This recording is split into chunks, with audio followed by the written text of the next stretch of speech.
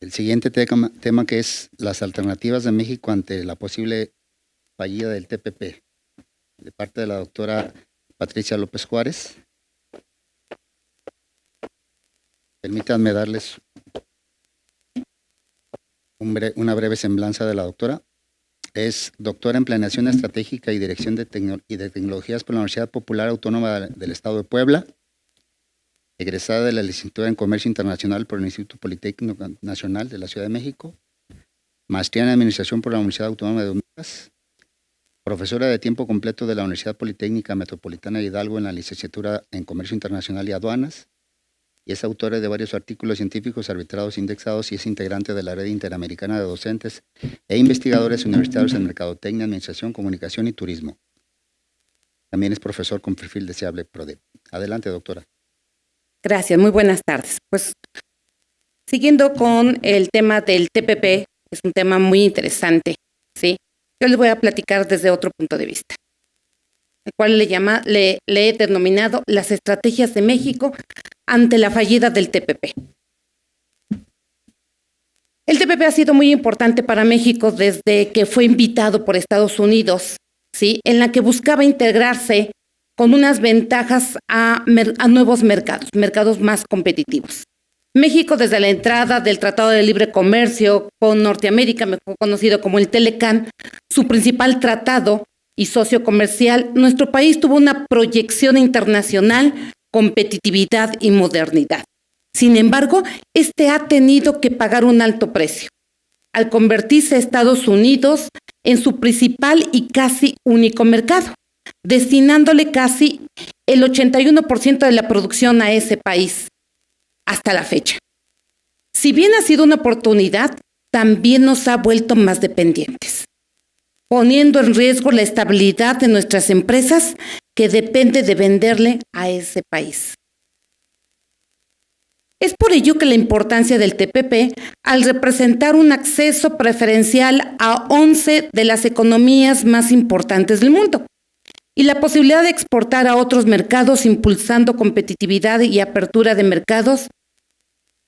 Las relaciones de México se encuentran latentes.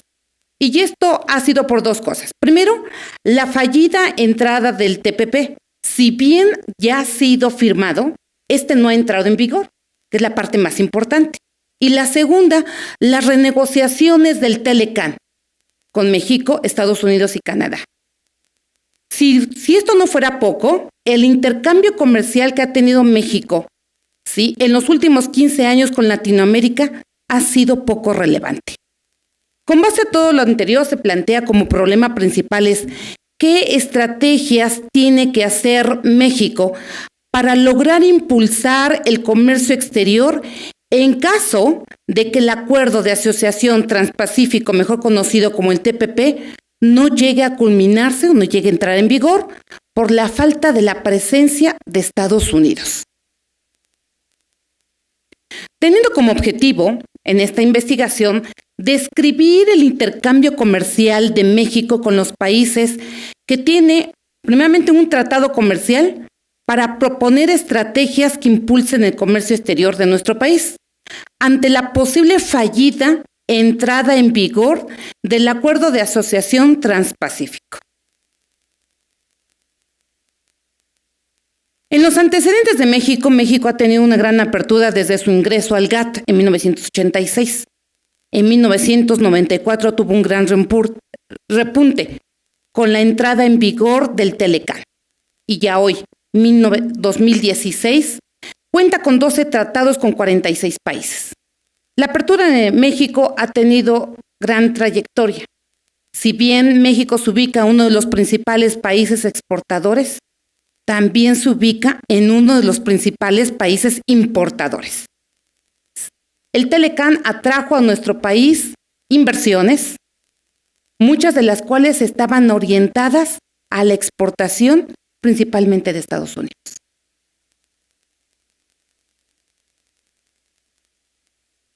Con referente a los antecedentes del TPP, que este dio inicios en el 2002, teniendo como iniciadores a 4 países: Singapur, Nueva Zelanda, Chile y Brunei, mejor conocido como el P4.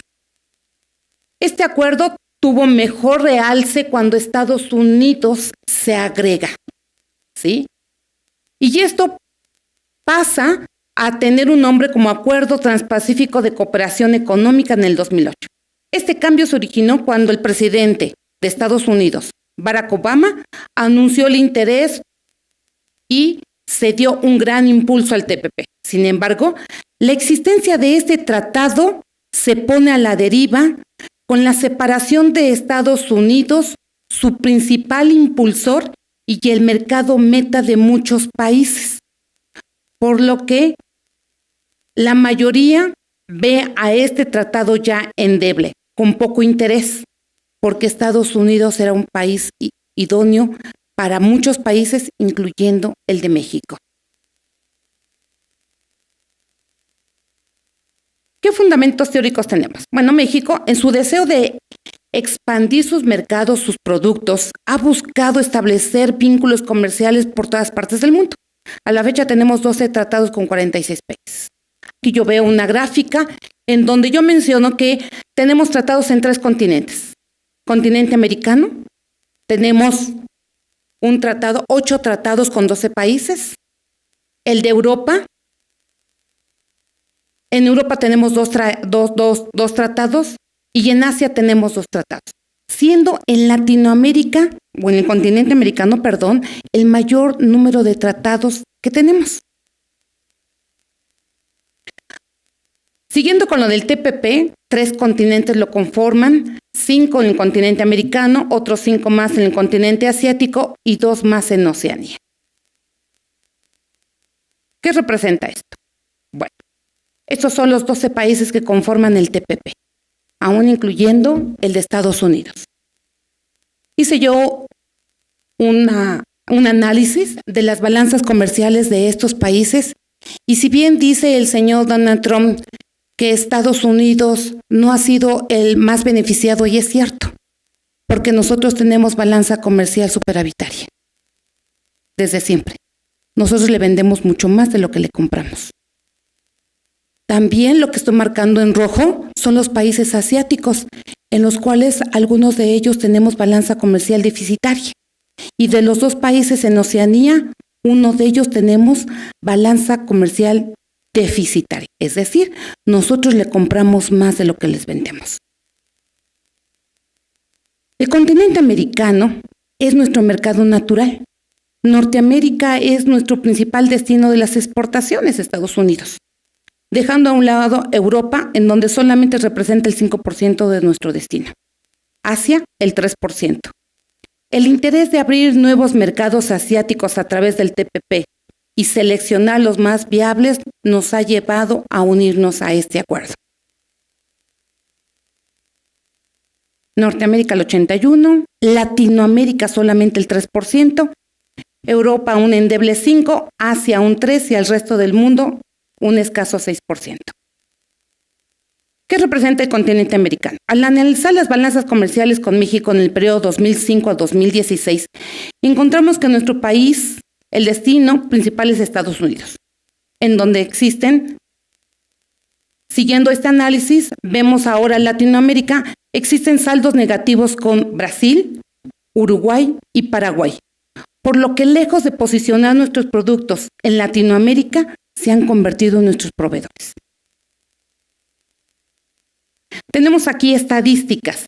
Lo que está marcado en un círculo, nuestra balanza comercial es deficitaria. Ya comenté, ¿sí? Si bien somos uno de los primeros 8 o 9 países exportadores, también somos importadores. Tenemos una balanza comercial deficitaria. Con Estados Unidos tenemos un superávit y con el resto de Latinoamérica, que es escaso nuestro intercambio comercial, tenemos en algunos países déficit comercial. Los marcados en rojo son los países que forman parte del TPP: Estados Unidos, Canadá, Chile y Perú.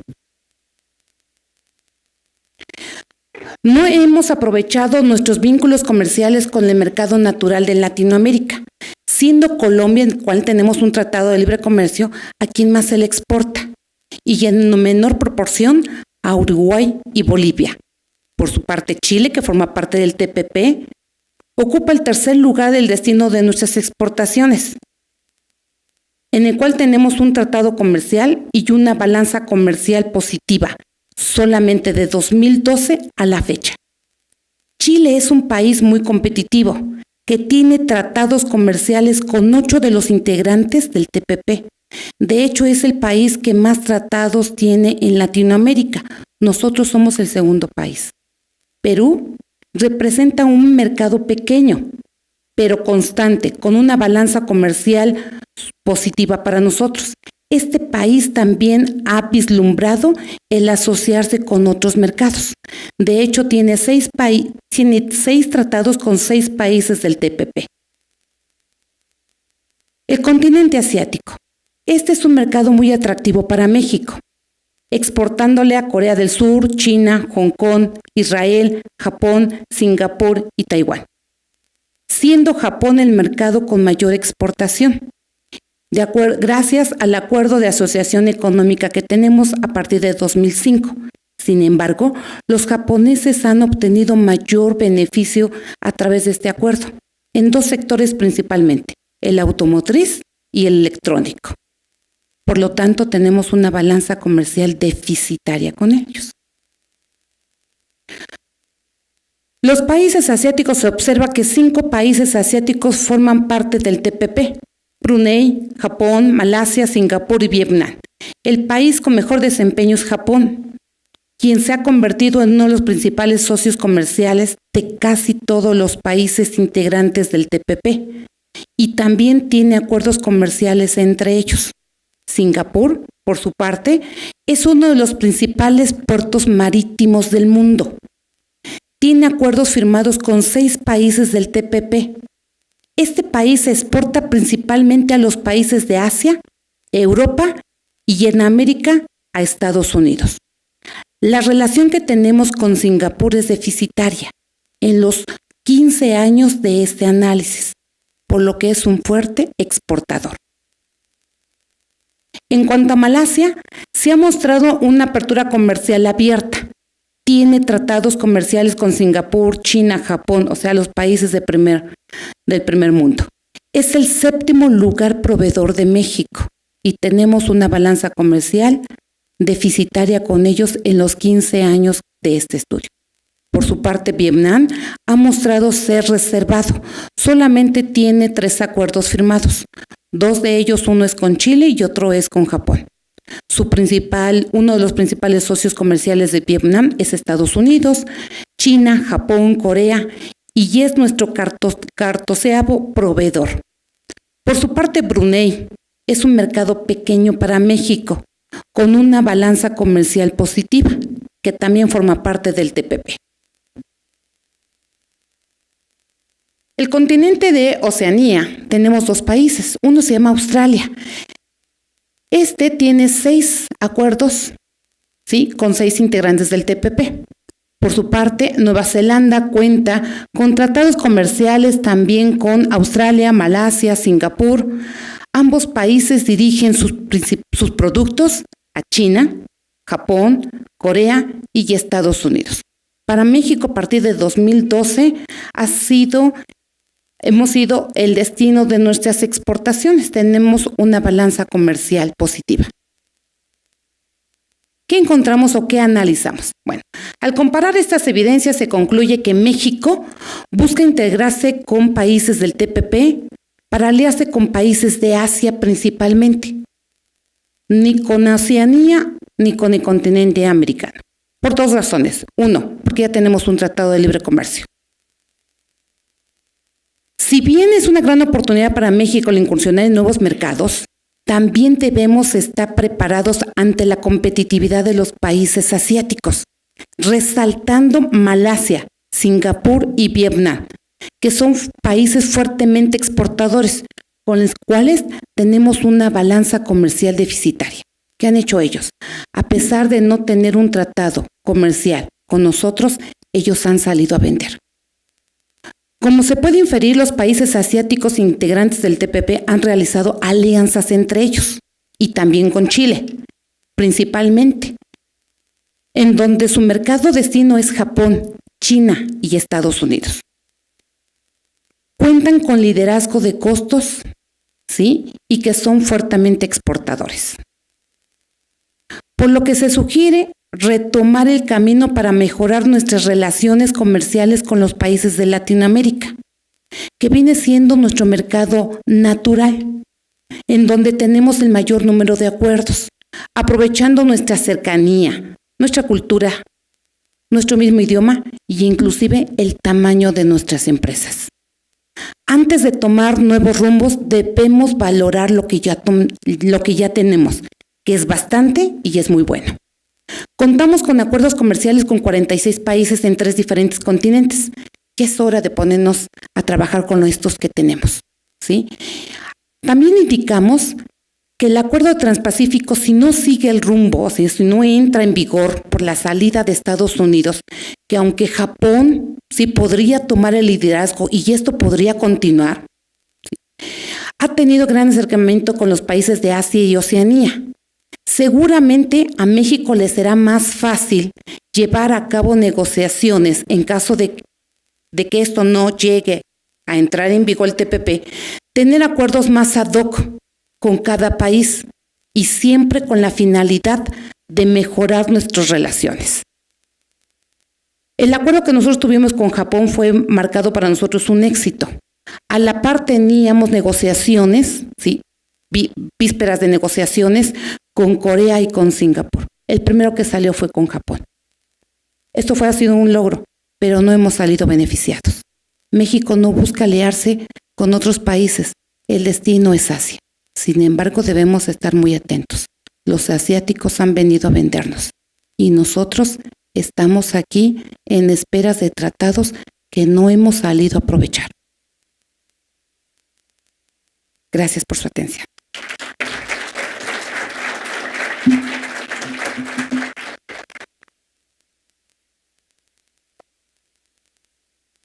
Bien, vamos a continuar con la siguiente ponencia que llama Asia-América Latina en un entorno creciente e incierto, los casos de China, India y Japón desde un enfoque triple, de parte de Francisco Javier Aaron Abejas.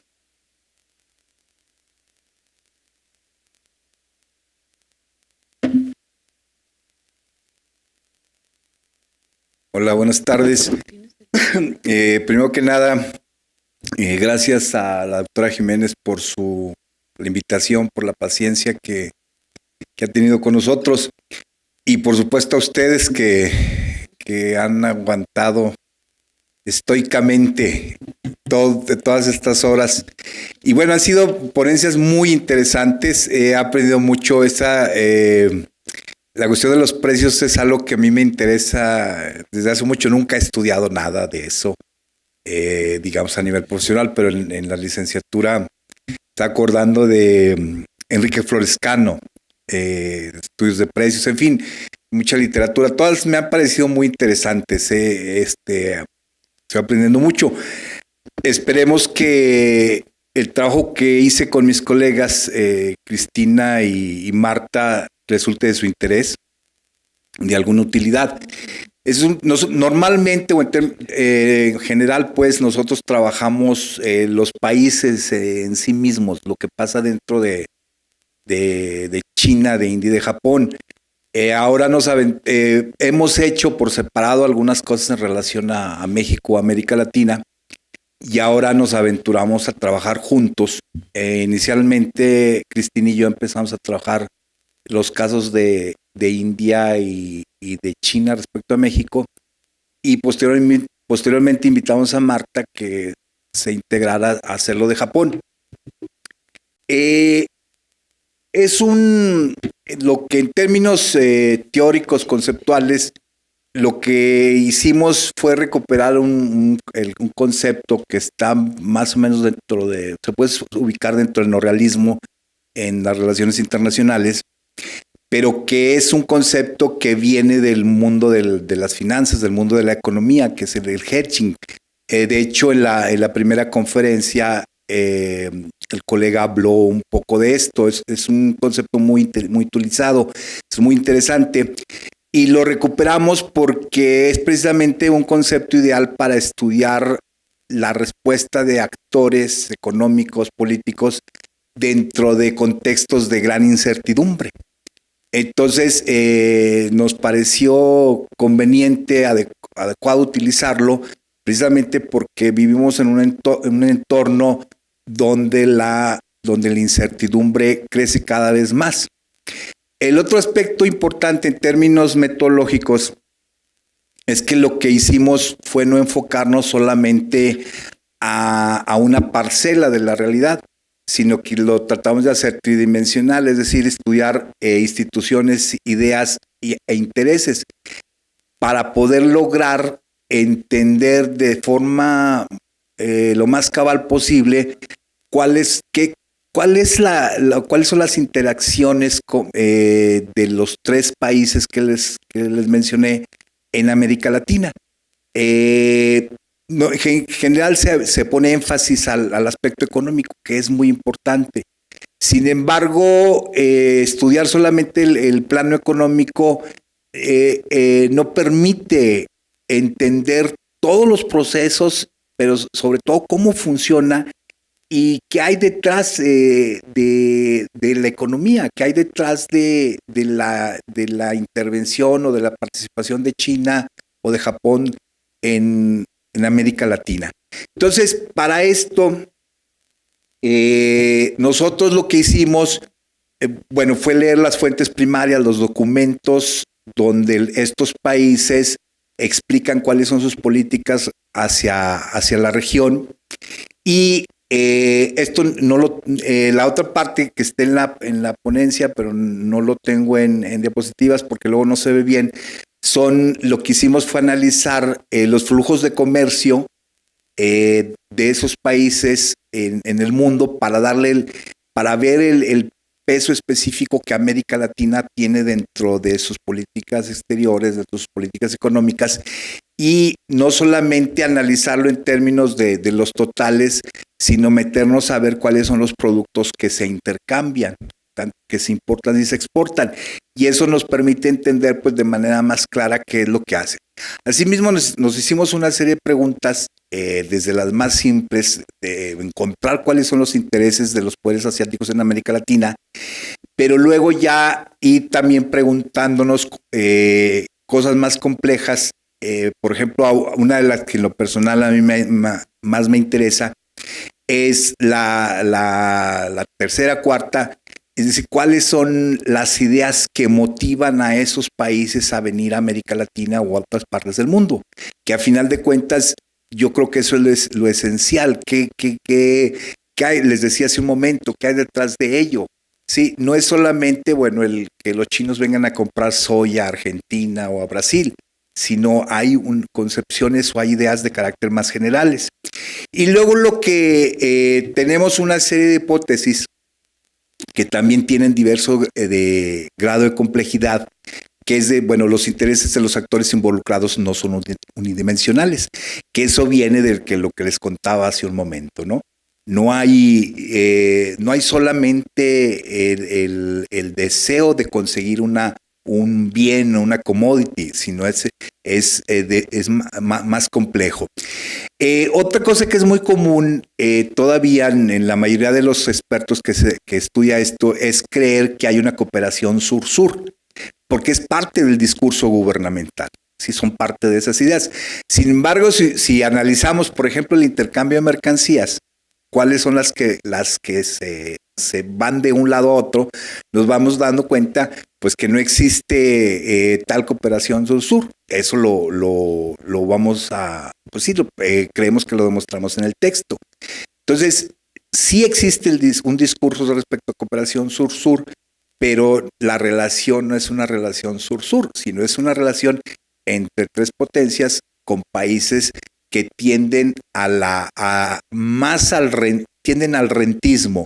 Es un problema que ha sido estudiado por diferentes economistas en relación a América Latina. Le resulta más fácil en casos como Brasil, como Argentina, el rentismo que realizar inversiones en otros sectores de mayor valor agregado. ¿sí? Entonces, hay una discusión aquí, no voy a entrar ahorita, por ejemplo, si la desindustrialización, y hay mucha bibliografía sobre eso, si la desindustrialización en los casos, por ejemplo, de Brasil y Argentina, es provocada por los chinos o no. Más o menos ya la consideración de nuestra parte es, bueno, lo que pasa con ellos no es los chinos, sino es la manera en que se relacionan con los latinoamericanos. Los tres países no se relacionan de la misma manera. Hay diferencias muy importantes entre ellos. Y otro aspecto muy importante, el penúltimo, los sujetos de estudio se agrupan y desagrupan de formas cada vez más complejas. Los gobiernos en los tres casos son muy importantes para que los actores no gubernamentales se interesen en América Latina, pero los actores no gubernamentales tienen intereses específicos de tal suerte pues que ellos se tienen que agrupar, se tienen que aliar, no necesariamente con sus gobiernos. Aquí me estoy acordando, eso lo trabajé en otra parte, pero es, bueno, por el contexto me viene a la cabeza, por ejemplo, el caso de los chinos en la minería en los estados vecinos a Jalisco. O sea, son actores que vienen impulsados no necesariamente por el gobierno, sino inclusive con desconocimiento de su gobierno, hacen actividades aquí. Finalmente, otra de las suposiciones o hipótesis que tenemos es que lo que se está formando y que de alguna manera ya funciona es un condominio de poderes. El presidente chino, Xi Jinping, estuvo como saben, el año pasado en la reunión de líderes de APEC en Perú. Y pues fue uno de sus momentos gloriosos de la presidencia. Y bueno, él jura que hay un vacío de poder en el mundo, que Estados Unidos se va a retirar. ¿Sí? Es un cálculo pésimo el que está haciendo. Yo no sé si él es consciente de ello o no, pero no hay un retiro de Estados Unidos, lo que hay es un replanteamiento. Entonces, no hay manera, bajo las actuales circunstancias, de que Estados Unidos sea desplazado por China. Lo que está pasando es la existencia de ese condominio de poderes. Una cosa que diseñamos a partir de una propuesta de Cristina fue la caja de herramientas para incrementar el poder. Entonces elaboramos esto en términos abstractos de cuáles son las herramientas que utilizan los estados para incrementar su poder en el mundo. Y haciéndolo digamos, en tres departamentos: las ideas, las instituciones, los intereses materiales. Y entonces no me voy a detener, eso, digamos que lo interesante pues sería discutirlo sobre la base de la lectura, donde ya lo exponemos de manera, pues sí, creo, estructurada, de manera ordenada. Pero entonces lo que vamos a ver es cómo hay similitudes, por ejemplo, en el sentido, el uso del idioma. El idioma es muy, muy importante para incrementar el poder, ¿sí? Japón lo viene haciendo desde hace muchísimos años, India lo empieza a hacer, los chinos tienen toda una estrategia muy bien montada alrededor de los institutos Confucio. En la Universidad Autónoma de Nuevo León tienen un instituto Confucio. En fin, ahí es una estructura muy, muy, muy bien estructurada. Otra de las herramientas fundamentales es el uso de la filosofía, ¿sí? A partir de la transmisión del conocimiento filosófico, ellos van a atraer el interés de otras personas o van a desarrollar, por ejemplo, en el caso de, a ver, lo que vamos a ver, perdón, es también pues cómo, aquí está. Si ustedes ven en la primera columna, hay en el tercero, el Vishva Guru, es un concepto filosófico a partir de lo cual, por ejemplo, el gobierno indio tiene una idea de cuál va a ser su lugar en el mundo, ¿sí? Entonces, estos aspectos son muy, muy importantes, pero también estudiamos pues los aspectos, digamos, más prácticos, ¿no? Que decía al principio, la composición del comercio, cómo son los flujos, la inversión, y ese es el aspecto de la inversión es muy interesante. Ahí, bueno, pues vamos a ver cuáles son los intereses materiales de estos países en América Latina. Una de las cosas que se pueden apreciar es América Latina es considerablemente marginal para estos tres países. En términos tanto de comercio como de inversión, lo que vamos a ver es que los tres países son esencialmente asiáticos. Sus intereses fundamentales están en la región. Ahí en este, digamos, axioma que acabo de decir, está la excepción que confirma la regla. Los tres tienen como un socio fundamental a Estados Unidos. Pero bueno, eso por obvias razones, yo creo que ni siquiera necesito detenerme explicando por la importancia de Estados Unidos. Pero dejando fuera Estados Unidos, son países que les interesa esencialmente Asia. Sus intercambios comerciales son en Asia, sus principales inversiones son en Asia. Son economías muy, muy integradas, ¿sí? Japón, Taiwán, Corea del Sur, China, Hong Kong principalmente, pero bueno, también está todo el sudeste de Asia, tanto continental como insular. Y lo interesante y hasta divertido de este experimento de crear la caja de herramientas, pues nos permite contar con un instrumento metodológico para ver qué es lo que hace cada uno de los países. Y entonces, pues, para cada uno de ellos elaboramos una caja. Termino con esto. Bueno, les decía, existen similitudes. También existen competencia entre ellos, y este es parte de lo del hedging, cómo los países van a ser diferentes, o no solamente los países, pues los actores, tanto gubernamentales como no gubernamentales, realizan diferentes alianzas, realizan acciones para prevenirse de lo negativo que trae la incertidumbre, sobre todo ¿cómo decirlo? Pues sí, el desconocer qué es lo que va a pasar, ¿sí? Los hace que vayan haciendo el hedging, unos con otros o unos en contra de otros. Ahí, hace un tiempo un colega me decía, dice, la certidumbre acabó con los tipos de cambio fijos. Entonces, y ese, digamos que está encapsulado gran parte de la problemática de la problemática gubernamental. Sí, bueno, es gracias. La incertidumbre, es combatida o por lo menos enfrentada gracias al hedging o con el hedging. Muchas gracias.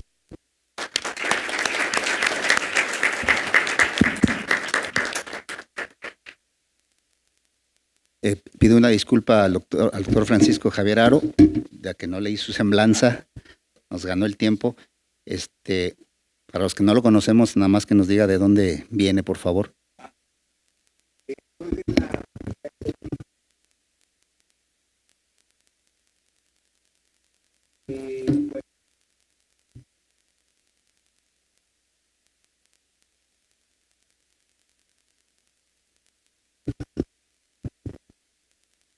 Muchas gracias. Buenas tardes, voy a ser lo más breve. Hoy me toca cerrar, me iba a tocar abrir, me toca cerrar. Y bueno, voy a hablarles sobre la agricultura en la integración económica y las implicaciones para el sector mexicano. Y vamos a hacer una exploración rápida, descriptiva, sobre el mercado agrícola chino. ¿No funciona? ¿Ya? Bueno, me brincó uno. La estructura pues va a ser una leve introducción, hablar un poco de los tratados comerciales, las alternativas del mercado chino, la demanda, algunos mercados chinos y los productos. ¿Quiénes son los proveedores de China actualmente en relación a los productos? Y mis conclusiones. Miren, las reformas que han ocurrido en países en los países bueno, desde los 80, a través de los procesos de liberación, pues han creado una serie de acuerdos a nivel multilateral y bilateral, ¿no? Y bueno, todos conocemos lo que es la Ronda de Uruguay y el énfasis que se hizo en el sector agrícola, ¿no? Uno de los grandes esfuerzos que se hizo en esa época. Pero todo hacia tratar de quitar esa distorsión que existe en el mercado agrícola. El sector agrícola es un sector muy sensible para todos los países, incluso los países desarrollados, ¿sí? Entonces, en esto los países se pusieron de acuerdo para tratar de reducir las medidas que distorsionan los mercados agrícolas. Pues estamos hablando de las subvenciones, ¿no? Los países desarrollados, supuestamente para el año 2000 tenían que bajar todas sus subvenciones o eliminarlas, y los países en vías de desarrollo tenían hasta 10 años, ¿sí?, para realizar algunas reformas en pro también del mercado. Las áreas de discusión en nuestros tratados siempre fue el acceso al mercado, los apoyos domésticos y también los subsidios a la exportación que tienen países como Estados Unidos y la Unión Europea, que afectan mucho al mercado. Vimos en la reunión de los empresarios, tuvimos la oportunidad de tener aquí un productor lechero, ¿verdad? Y ellos sufren. Y hablaba de que hace unas semanas estuvo tirando leche a manera de protesta. El mismo sufrimiento lo tienen en Alemania, lo tienen en varios países de Europa, ¿sí? Porque los precios de la leche han caído. Nadie se explica, bueno, ¿a dónde se va ese dinero? Obviamente son las empresas transnacionales las que están haciendo un gran negocio y los productores sufren, no importa si son de países desarrollados o países en vía de desarrollo, ¿no? ¿Sí? Y bueno, los tratados de libre comercio que manejan temas de la agricultura, pues ya son 23 tratados preferenciales, ¿sí? Y también incluyendo uniones aduaneras. Tenemos el NAFTA, Mercosur, el CAN, algunos acuerdos complementarios económicos. Existe solo en acuerdos complementarios económicos solo uno que maneja movimiento de ganado entre Brasil y Uruguay y Argentina. El G3 que ya no funcionó, la Alianza Pacífico que está trabajando también la parte de productos agropecuarios, no muy delicadamente, no profundo. México tiene más barreras arancelarias aún impuestas a Colombia, Perú y Chile que los otros países miembros y el TPP. Y bueno, es muy complejo quitar algo que se ha prometido. Y los países desarrollados, cuando otorgan subsidios, es cuestión de votos, ¿sí? Cambios de administración, entonces es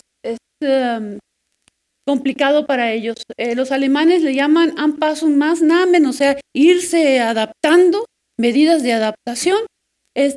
Y para los americanos dice la transición que nunca llega, ¿no? ¿Sí? Entonces, pero sin embargo, la agricultura latinoamericana tiene un comercio natural, tiene una vocación y unas ventajas que no las tienen sobre los países desarrollados. Hay frutas y verduras que solo existen en nuestros países y eso nos da una ventaja y una oportunidad que la hemos desaprovechado. Café, por ejemplo. Café solo se puede vender en Europa en verde. Café en verde quiere decir que no está tostado. ¿Quién se queda con ese valor agregado? Los europeos, sobre todo Holanda, Alemania e Inglaterra, ¿sí? Y luego además tenemos, bueno, no somos competitivos con los subsidios que ellos pueden dar. Tenemos problemas de una brecha tecnológica muy grande. Estados Unidos no es origen del maíz y es el mayor productor de maíz en el mundo, ¿sí? Luego tenemos prácticas tradicionales equivocadas que desbastan los suelos, como lo que nos platicaron en la mañana con los aguacateros. Los tomateros requieren 5 veces más de agua que una hectárea de maíz. Antes el tomate está sembrado donde eran terrenos para maíz. Quiere decir que estamos vendiendo mucha más agua, estamos exportando agua, ¿sí?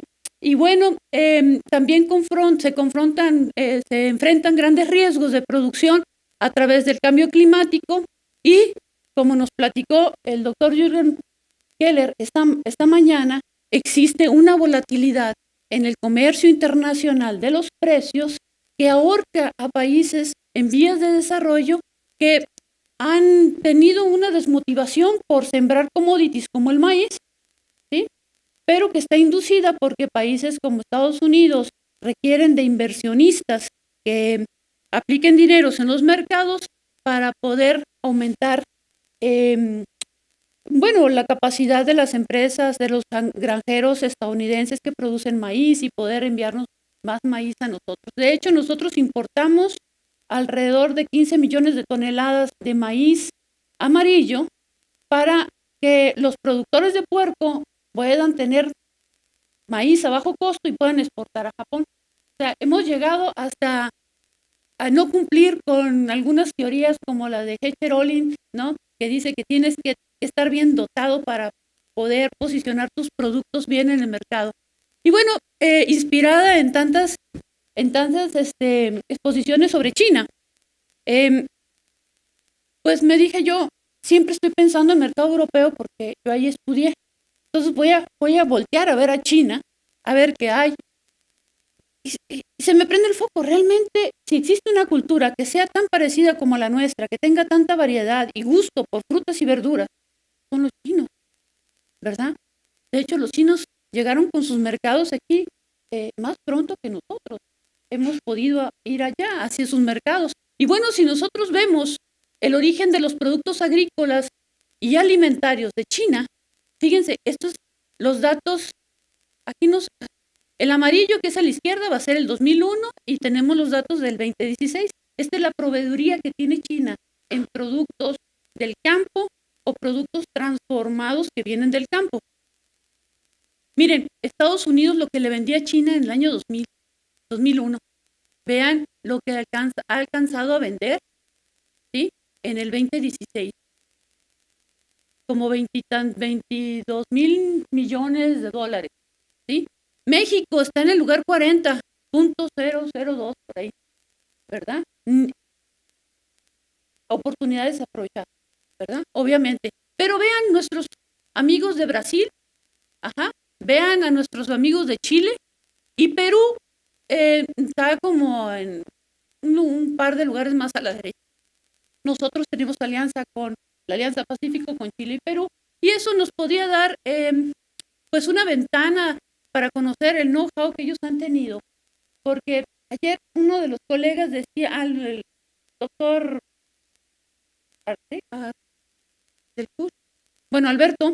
Alberto nos decía que la balanza es deficitaria con China, ¿verdad? Entonces yo me imagino, vienen barcos, contenedores de China, ¿y cómo es que se van vacíos? Eso no puede existir en una logística, ¿verdad? Necesitamos enviar esos contenedores con nuestras mercancías para tener una balanza adecuada. Y bueno, aquí tenemos, esto que vemos aquí es lo que México a través de los últimos 5 años ha colocado en Estados Unidos, ¿sí? Si se fijan, ¿verdad? Tenemos la venta de agroproductos y alimentos con Estados Unidos es muy parecido a lo que China demanda. Entonces China se plantea como una oportunidad, tal vez no para decir vamos a dejar de vender a Estados Unidos, pero si acaso existiese unas medidas arancelarias restrictivas contra nuestros productos, pues China puede ser una alternativa interesante, ¿sí? Los que piensan que Japón, pues yo veo aquí Japón muy desnutrido para nosotros, ¿no? Esto es lo que se ha hecho a través de los últimos 5 años de exportaciones a Japón, ¿no? No ha prosperado. Esto es lo que le vendemos a Canadá y aquí tenemos a Guatemala y a Venezuela. Entonces el sector agropecuario y de alimentos requiere apoyo comercial y de negocios internacionales para que pueda explorar nuevos mercados, ¿sí? Y bueno, chequeé ahorita en el World Trade Atlas, ¿sí? ¿Cuáles son los distritos en los cuales los grupos de productos agropecuarios y alimentarios llega, ¿verdad? Nanjing, Qingzhou, Nanning, y bueno, y Ni Hao, ¿verdad? Entonces, aquí se plantea interesante, ¿no? Son los puertos que precisamente pues están al lado del Pacífico y qué es lo que ellos están comprando, qué es lo que está entrando a estos puertos. Aquí tenemos el puerto de... estas son las importaciones generales. Ah, no, Qingdao. Qingdao, miren, semillas, cereales, hortalizas, frutas y frutos comestibles, tabaco, café, plantas vivas, cacao en grano. Y bueno, yo me dije, ¿quién le vende a China?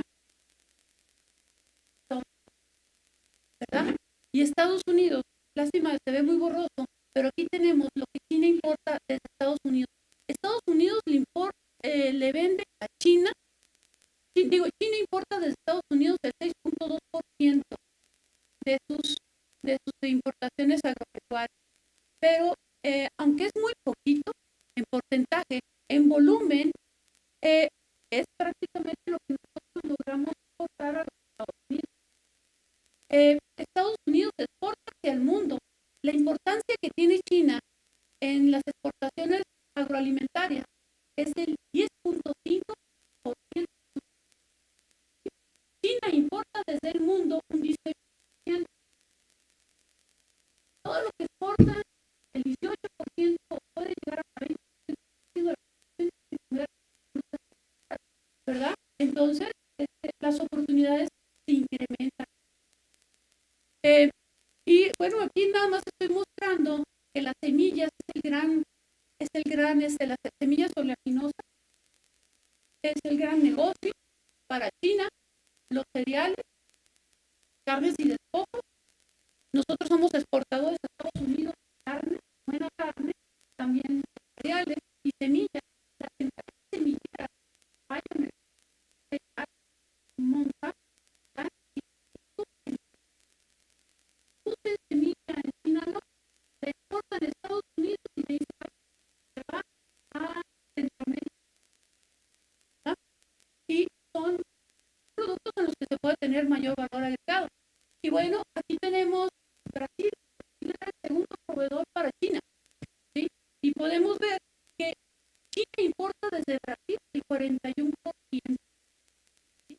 El 40%, subiendo 41, 40% en estos años. Brasil exporta hacia el mundo. Entonces, la importancia de Brasil, la importancia de China para Brasil es un 36%. Bueno, justamente el de Brasil, el mismo esquema, semillas, carne, aquí tenemos azúcar, grasa, tabaco. Y bueno, mis conclusiones para terminar, que las empresas agropecuarias y agroindustriales alimentarias tienen un potencial por explorar en China, así como la empresa Gruma lo ha hecho, ¿verdad? Los miembros de la Alianza Pacífico, Chile y Perú tienen vínculos comerciales que las empresas mexicanas requieren para explorar y complementar las demandas por agroproductos solicitados por China. Y bueno, como lo dijo el doctor Mauricio Moreira, es muy importante las reglas de origen, disminuir o mejorar, armonizar las medidas no arancelarias también es súper importante para crecer un mercado. Gracias.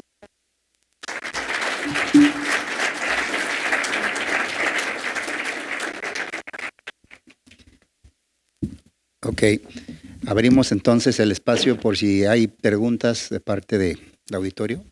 Adelante, por favor. ¿Alguno de los ponentes que se haya quedado alguna pregunta por ahí? Adelante, el doctor Antonio Porras.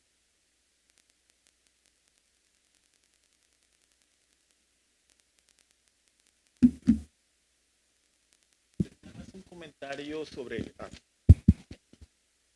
perfecto. ¿Ese sí se oye? Sí. Ok. Miren, yo creo que este tema, particularmente sobre la exportación a China, es muy interesante porque hace algún tiempo justamente platicaba con algunos empresarios chinos que tenían la idea de importar huevo a China. Y entonces me decían que ellos tenían un problema muy interesante, que mientras que había muchos chinos que tenían conocimiento del derecho mexicano y algunas normas de importación para efecto de exportar a México, que resultaba que cuando necesitaban mexicanos que conocieran el entorno chino para efecto de importar o para que los mexicanos exportaran a México, decía, el problema, ¿sabes cuál es? Que no hay gente. De hecho, eso fue muy interesante porque yo les preguntaba, oye, pero ¿cómo que no hay gente? Dice, sí, dice, mexicanos que conozcan el entorno chino, el entorno de importación, obviamente, de comercio internacional, no existen. Dice, nosotros llevamos años tratando de importar huevo de México y tenemos el problema de que no lo podemos hacer porque no hay nadie del lado mexicano con el cual podemos ser contraparte por la parte jurídica. En ese sentido, mi punto nada más es que sería interesante, digamos, o yo agregaría dentro de tu ponencia el papel de la parte jurídica. La parte jurídica de comercio internacional es fundamental y yo creo que eso no es algo que muchas veces pues no lo consideramos en cuenta, pero que en la práctica determina en buena medida pues las decisiones comerciales. Y eso yo creo que es algo que no solo aplica para el caso chino, en general aplica para la región asiática. Desafortunadamente, si pensamos cuántos mexicanos hay expertos en Asia en materia comercial y que operen en la parte operativa, no en la parte académica, pues de repente quizá nos vamos a llevar bastantes sorpresas y podríamos explicar en buena medida por qué estos comercios con buena parte de los países asiáticos son deficitarios, porque no tenemos contrapartes o interlocutores. O mejor dicho, no hay aquí, simple y llanamente. Nada más eso era como comentario, como una futura beta investigación para complementar tu investigación, que se me hace muy interesante. Gracias, doctor. Sobre este último tema también, posiblemente Alicia tenga razón en el sentido de que los barcos se regresan vacíos a China y que a lo mejor se comerciaba mejor durante la nao china famosa que llegaba a Acapulco que ahora, ¿no? No lo sé, habría que revisar la historia. Pero no del todo, Alicia. Acuérdate que la tuta mandaba todo su mineral desde... Entonces no se iban vacíos. Lo que está fallando justamente son las instituciones, son las regulaciones, etcétera, ¿no? Esos barcos iban cargados, o sea, al menos así se supo. A lo mejor todavía no lo sabemos, lo único que ha sido es que ha cambiado de actores. No, mira, el problema fuerte lo veo desde el lado de China. Los negocios que han ido a China de buena fuente, de negociadores de Bimbo, por ejemplo, del director de mercadotecnia y de finanzas que estuvieron negociando la entrada de Bimbo, platican penurias de cómo los chinos los traían vuelta y vuelta y tuvieron que renegociar y volver a negociar y hacer ofertas, etcétera, por un lado y por otro, hasta que finalmente atendieron. Conozco el proceso de primera mano porque me lo platicaron a mí, ¿sí? Y sé cómo salvaron las instituciones chinas que no le permitía, te lo comento así brevemente, que no le permitía a Bimbo, ¿sí?, hacer las dos actividades en las que es excelente. No solamente la manufactura del pan, sino también la logística del pan. Y los chinos le dijeron, no, aquí no puedes hacer las dos cosas, solamente una de las cosas. Elige cuál. La otra tiene que ser una empresa china. Y vueltas y vueltas y vueltas hasta que finalmente dio en el clavo. Dice, bueno, hay que negociar. Y negoció la tecnología. Es decir, bueno, ustedes están preocupados por el empleo, yo voy a sacrificar mi tecnología en las dos cosas que sé hacer excelentes. Y dicen así, te lo resumo rápido, dice, me pusieron gente que no hace nada, que pertenece al partido, ¿sí? Comunista chino, y gente del gobierno que tampoco hace nada, pero que están allí metidos. Entonces, lo que yo sé, y te podía platicar muchísimas historias de realidad que sucedieron, ¿sí? Yo alguna vez he estado en 3 universidades chinas invitado, y de entrada conozco el problema que están, las penurias, que es para negociar con ellos. Sin embargo, coincido contigo, creo que el problema es más de negociación, es más de entender no solamente su cultura, me perdí la anterior, sino también de entender cómo trabajan sus instituciones. Bimbo, por cierto, se quejan de que no han podido entrar, con similares instituciones no han podido entrar a la India, porque en la India no se han prestado a negociar en los mismos términos. Es exactamente la misma observación que tienen en India. No puedes hacer las dos cosas, solamente una cosa. Y quiso aplicar la misma receta que China y dice, no nos funcionó. Yo creo que ahí por ahí va. Yo coincido definitivamente con Antonio en ese sentido. Y pues felicidades a todos. Me perdí algunas, pero... ¿Alguna pregunta más?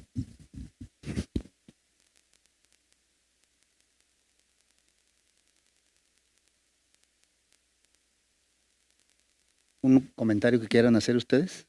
Sí, gracias. Parece que esa restricción... Ajá. Gracias. Voy a tratar de ser muy breve. Un día leía en una revista africana una especie de epígrafe muy chistoso. Decía el escritor, hasta la esposa del diablo quiere hacer negocios en China. ¿Sí? El problema es que China no es para todos. O sea, no hay que sentirlo como una obligación. Soy consciente de la importancia económica de China y hay muchísimos casos de éxito, pero también hay muchísimos casos de fracasos terribles. Y no estoy hablando de pequeñas empresas, ¿sí? Estoy hablando de empresas gigantes que han fracasado en China. Tiene que ver, por supuesto, con la forma de negociar. Tiene que ver con el desprecio que tenemos hacia esos países porque no los queremos conocer, ¿sí? Nos negamos a conocerlos y entonces queremos hacer las cosas pues como las hacemos en Guadalajara, como las hacemos en Colima, como las hacemos en Monterrey y no funcionan de esa manera. Entonces, yo creo que se pueden hacer muchas cosas, pero sí, nada más yo quiero enfatizar, China no es para todos, ¿sí? Entonces, vayamos de vacaciones a China, ¿sí? Está muy padre, pero no tenemos por qué todos a fuerza hacer negocios allá. Luego hay casos muy interesantes de gente que se va a China, mexicanos, sin saber absolutamente nada, ni inglés, ni chino, ni nada, y les va muy bien, ¿sí? Entonces, bueno, está lo que los economistas llaman las variables desconocidas y los ignorantes llamamos la suerte. Gracias.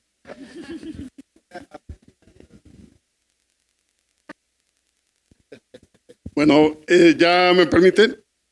Por favor, breve. Ok. Lo que pasa es que anteriormente,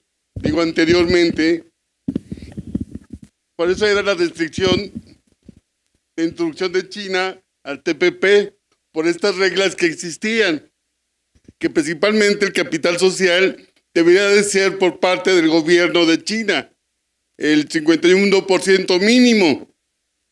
Por eso no se le permitía la entrada de China o se le condicionaba la entrada de China al TPP. Supuestamente esto ya fue rebasado. Esta regla de negociación ya fue rebasada. Ahora bien, mi pregunta básica sería en el sentido, ¿qué tan solo podemos exportar materias primas? ¿Pero a quién va dirigida, perdón?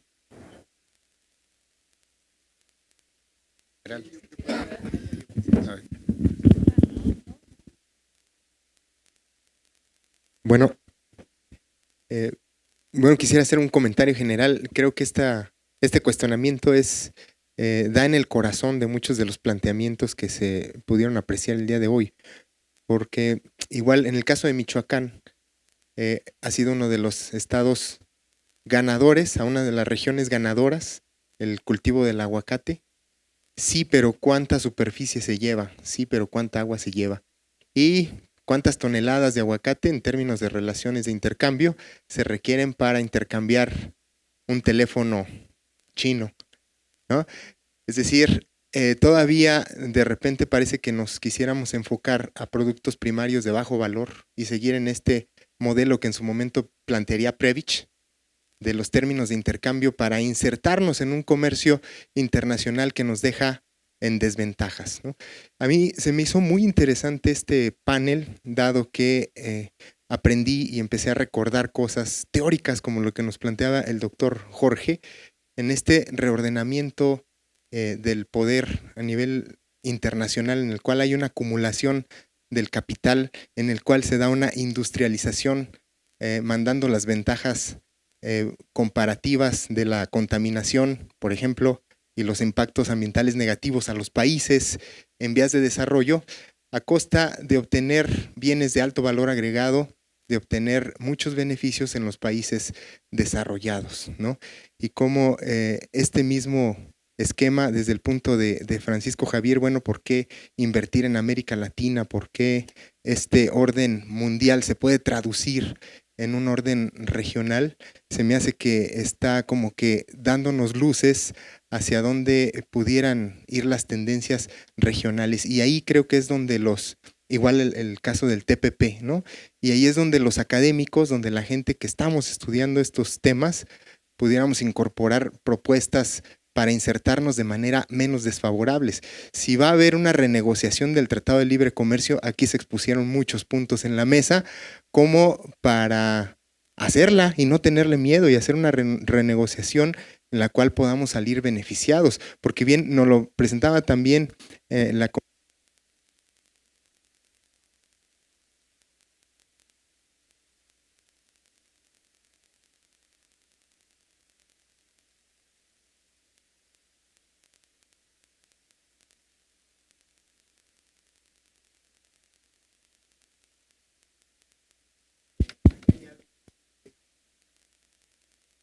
trabajando y sobre todo seguir proponiendo en términos de quehacer, de programas, de políticas y de renegociación ante este escenario que se antoja muy cambiante, ¿no? Como bien lo decía el doctor Jorge, parece ser que a partir del 2008 no encontramos un paradigma que nos pueda explicar hacia dónde va la tendencia internacional, qué está pasando en el contexto internacional, ¿no? Sería de mi parte, gracias.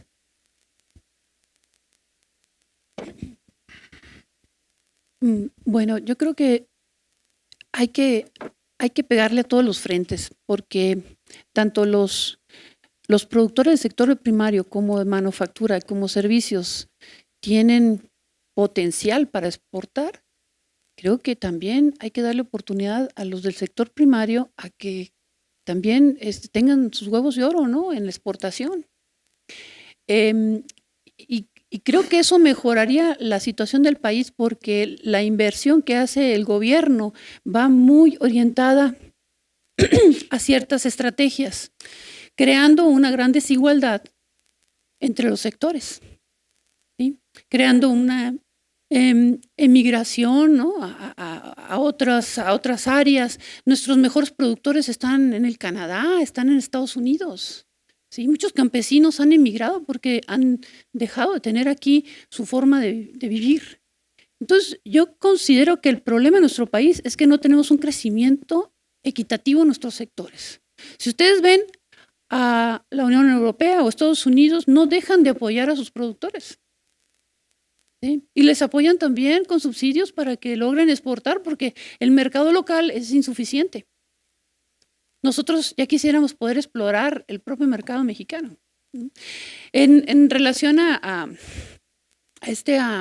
las exportaciones con China, aquí en el Museo Regional de la Casa Jalisco, creo que le llaman, me encontré el dato de que se importaba ganado de China en 1870 y tantos. No recuerdo la fecha exacta. Y todo ese ganado se llevaba a engordar a Etzatlán.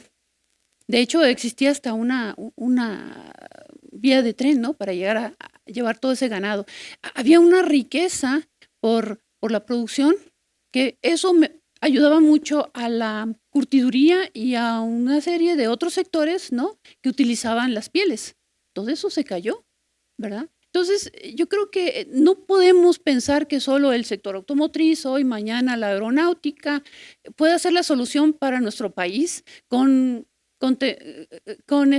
productos de alto valor agregado, nada más en un sector, y olvidándonos que en el otro sector vive gente, lo cual es muy difícil cambiarles su vocación, su capacitación, su conocimiento, a moverlas a otro sector a trabajar, ¿no? Y creo que eso es uno de los problemas de los modelos económicos, que no analizan la situación social que se vive cuando existen todos estos cambios. Pues si no tienen algún otro comentario, damos por concluida esta mesa y se les pide a los ponentes que no se retiren, les vamos a dar un aviso. Gracias a todos.